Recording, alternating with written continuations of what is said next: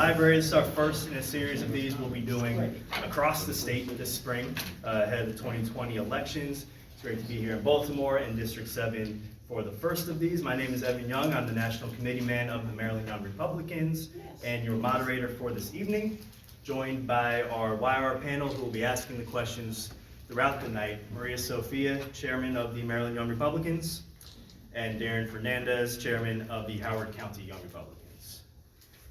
Our District 7 candidates with us tonight, Ray Bly, Liz Mattori, Reba Hawkins, and Kimberly Klasick. All of our candidates were invited to participate, and we thank the ones who were able to fit us into their schedule this evening. A few quick things before we get started, just about the procedure and the rules and the timing before we get underway. As explained, each candidate will be given up to 1 minute for an opening statement, introduce themselves to the voters and our guests here tonight. When we get into the questioning, each candidate will be given up to 45 seconds for their response to the question. First one, we'll start here with Ray and move down, and then second question, we'll work our way back, and we'll just continue that pattern throughout the night. And then at the conclusion of the forum, each candidate will be given 30 seconds for a closing statement and their last message to voters before we get out of here. If you hear this bell that I'm very proud of about today, that means you've gone over your time. Let me turn my hearing aid off. And to keep our program moving along and allow all the voters and attendees to learn as much as possible, we ask you respect the bell at all times. To begin our opening statements, again, 1 minute opening statements, we will begin with Mr. Ray Bly. I've been through everything in my life, from homeless to foster care to Job Corps to college to Vietnam. I married a foreign Asian woman. Best thing that ever happened to me in my life. Married 48 years. I've seen a lot of wrongs with our government, and I'm running to fix them. I know there's a lot of good things about our government and our Constitution, but there's still some things that need to be addressed. And as a Republican, the Democrats can't get this. How many different nationalities and races are in here? That's the Republican Party. They don't want to acknowledge it. We're supposed to be all white, old men races. That's not the case in the Republicans. Thank you. Thank you. So I'll stand up. Thank you so much for hosting this. I am Liz Mattori. I have been a member of the YRs for the last 4 years. And so I really appreciate the hard work and dedication that Melissa and everyone has done. It has been a journey. And that's the reason why when I got the email, I said, absolutely, will I be here? It is a very difficult thing to be a Republican in Maryland. I think it's harder to be a young Republican, and it's even harder to be a college Republican. But over the last 4 years, we have made such great strides as a community, whether it's through the clubs all across the state, and to be able to win this nomination in this special election would be like the culmination of all this hard work. We know that we have very few young people representing us in Congress, in elected positions in general, but to have someone who sort of came up through the ranks and really fought hard to door knock and fundraise and encourage other people to run as well, this is something that we could be able to achieve by nominating me to this position. We'll talk about a lot of different things over the next couple of hours, but I'm glad that we have some unfamiliar faces in the room. That means that the platform that the Young Republicans have made is making those great strides that we can continue to do in this District 7. So I thank you so much, and I look forward to the questions. Thank you. Ms. Hawkins. Good evening, everyone. My name is Reba Hawkins, and I'm the candidate for the 7th Congressional District. I was the first one to file in August. I am a mother. I've lived in the area for 30 years, and I am a small business owner. I have 200 employees. I've hired disabled veterans, homeless veterans, prison people re-entering the workforce from prison. I've actually taken individuals that have held up signs on Martin Luther King and given them employment opportunities within my company, as well as youth. For over 30 years, I've been an organizer and an advocate against education reform, environmental justice, criminal justice, prison reform, inclusive economic justice, housing, advocacy for seniors and youth, as well as mental health needs for individuals suffering from depression and anxiety, and also against the sex trafficking that's going on. Individuals told me, do you realize that you're going up against a giant when I entered into this race? And I said, I'm here to deal with the issues of the here and the now, and I am that person to help bring about change. Thank you. Thank you. And finally, Kim Glesser. Hi, my name is Kim Klasick, and I'm running in a congressional District 7 seat because I see potential. As an executive director of a workforce nonprofit located in Baltimore City, I have a unique perspective. I've assisted with gainful employment for over 200 women. 30% of those women went on to be financially independent. And I assisted women coming out of incarceration, homelessness, rehabilitation, and that was for 7 years. I took my video camera into West Baltimore to be a voice for those that have been neglected for over a decade. President Trump highlighting my videos on the national stage led to solutions. The trash being removed, the City Council is holding Sanitation Department accountable. The Baltimore Sun is investigating. They did an article about a month ago that showed if you live in Harbor East and you call DPW, they answer your call 100% of the time. In Carrollton Ridge, where I took those videos, they only answered it 5% of the time.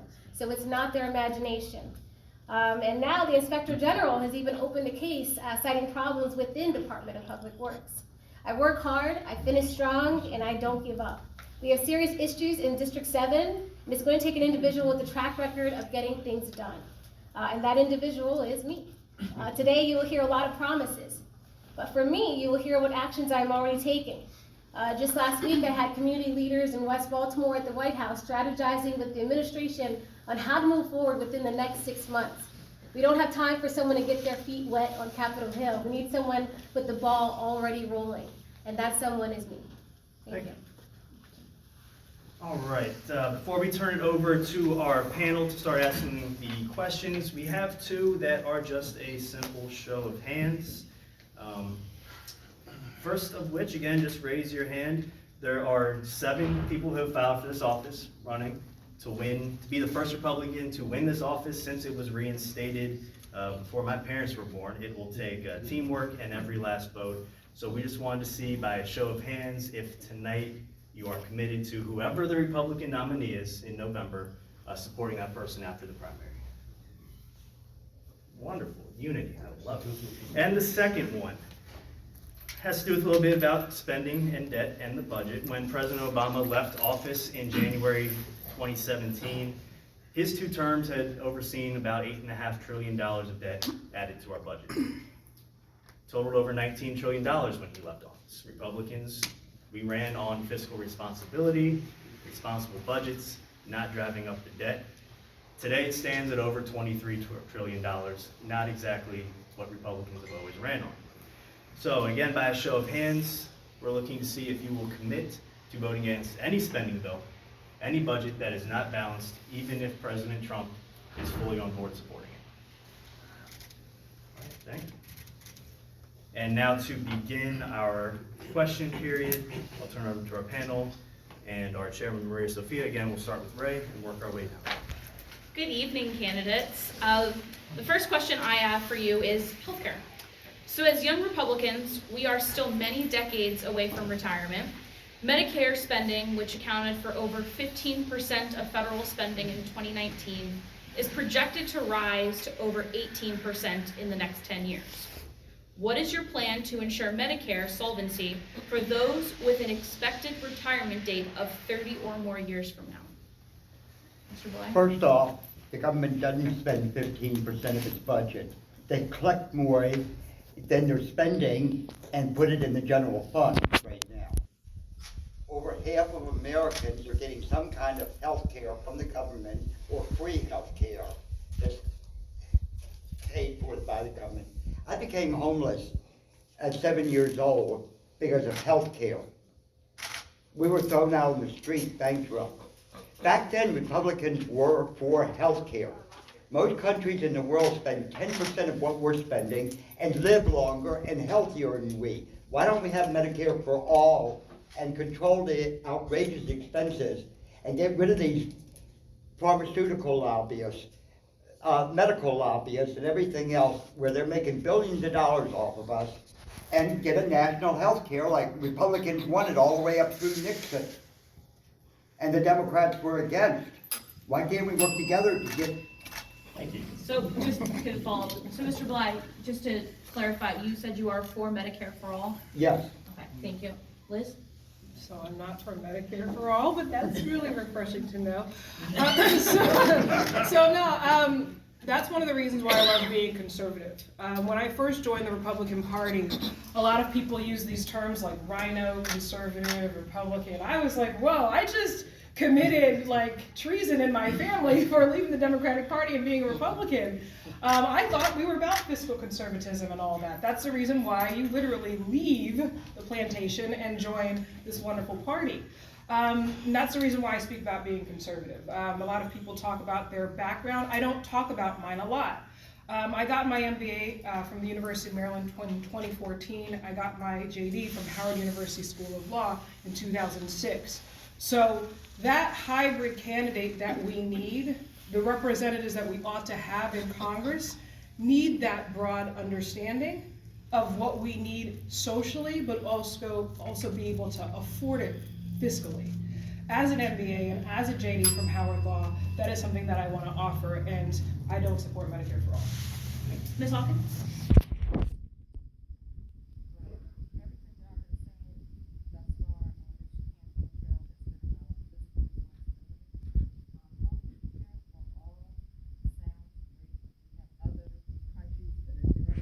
But the problem that we have right now is the $1 trillion debt that we have, and we need to figure out how we would be able to sustain that.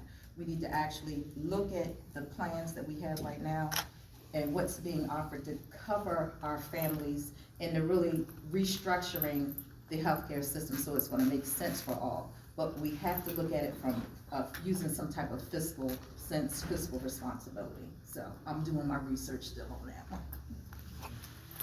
Yeah. Sure, so I am not for Medicare for all. I'm one of those people, my mom sells health insurance, she has her entire career. I think the Medicare for all will devastate our economy. There's a lot of careers tied up with the health industry, and I don't think we can afford to lose those careers. I believe any individual, including self-employed individuals, would be allowed to form associations for the purpose of purchasing group health insurance as proposed by Senator Rand Paul. And that would allow businesses that don't offer insurance and individuals who are uninsured for some other reason negotiating power enjoyed by large employers with negotiating rates. A lot of people don't talk about why President Obama lost the House and Senate when he did. If you remember with that Affordable Care Act, that is when the rate hikes actually hit the market. And so there's a lot of people that don't agree with that. So that is why I am not for Medicare for all. Thank you. This next question is regarding tax cuts.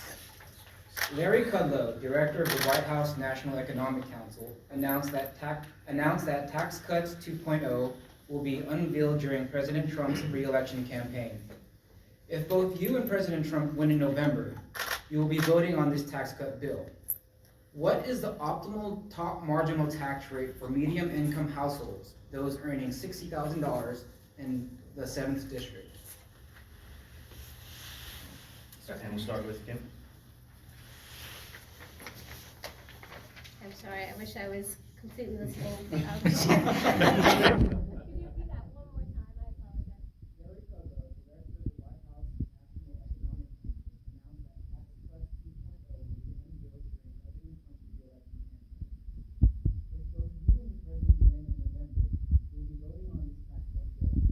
What is the optimal top marginal tax rate for median household income, those earning $60,000 in 7th district? Well, I believe that President Trump is doing a fantastic job with our economy, and I believe that his tax cuts really benefited everyone. I know sometimes you hear the mainstream media talking about how the trickle-down effect doesn't work. I think when you look at the unemployment numbers right now, you see that the trickle-down effect does in fact work. And I believe that, I would support whatever President Trump has lined up.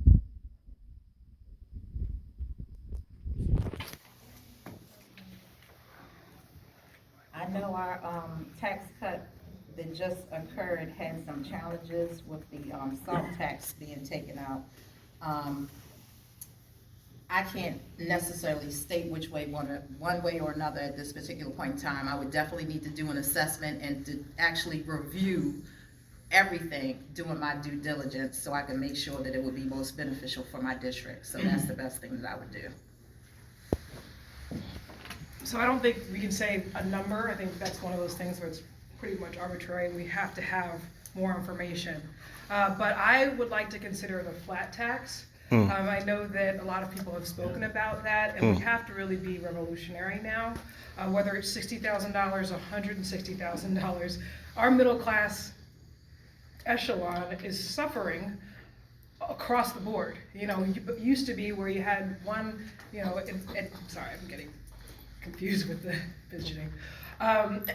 You know, used to be able to have one parent households that could, you know, support with one professional in the office, but now you have to have two people working, and it's unsustainable with whatever tax structure we have currently. And that's the thing that we have to be mindful of. If the Republicans, or when the Republicans win the House, we want to be a part of the majority. If we get a Democrat in this seat, we'll be out of the conversation. If we get a Democrat from this district, we'll get a socialist. So that's a whole nother story. So I want to make sure that, again, from the information that we take from a community, I want to make sure that we have the right conversation. Thank you. Tax cuts are nice, but it usually doesn't end up with the poor people. I want a complete tax revision where the rich and places like Amazon, Apple, it doesn't matter what their percentage is, they don't pay any taxes anyway. The oil companies get all these subsidies and stuff. We're just giving money away to the billion-dollar corporations, and they're not paying any taxes, whether it's 100% or 5% tax rate, they still don't pay any. And start making them pay, because we have to worry about our national debt. And if we get our national debt under control, then the working class people will have more money in their pocket too. Right, so my next question is actually on student loan debt. So 39.8% of CD7 residents have a bachelor's degree or higher as of 2018, excuse me. With college degrees often comes student loan debt. While Democrats have government spending, tax hiking plans for free college and loan forgiveness, what do you believe is the federal government solution, if any, to mounting the student loan debt? We'll begin with Rick. Me first? Yes, sir. I thought ladies first. Student loan debt is really going outrageous because the colleges keep saying, well, wait a minute, the government will keep loaning them more and more money to pay us, so let's keep going up and up on tuition. University of Maryland, how many hundreds of millions of dollars in the last decade have we given them of taxpayers' money? College should almost be free, but why isn't it? For certain classes, if you want to be a teacher, every year you teach in a public school, they should be paying your college tuition for you. If you want to be a doctor, there's a lot of Midwest towns that can't get a doctor within 100 miles. They will pay back your student loans every year you're a doctor in these rural communities. In the federal government, you can do this. But a liberal arts degree in history or science, where in the hell are you going to get a job and get a $100,000 student loan? Mr. Bly, I have a liberal arts degree. I got a business degree. So, I come from a nerd family. We've always loved education. I spent 34 years of my life in school, so I value a higher education, especially being second, third generation college graduates. But of course, a lot of people don't have that. And this used to be this notion that it's something, again, that you could benefit from. And you're right, Ray, because the federal government has increased loans, the universities, literally, it's become a racket. The universities are just basically fleecing the money from the federal government, literally leaving us in debt.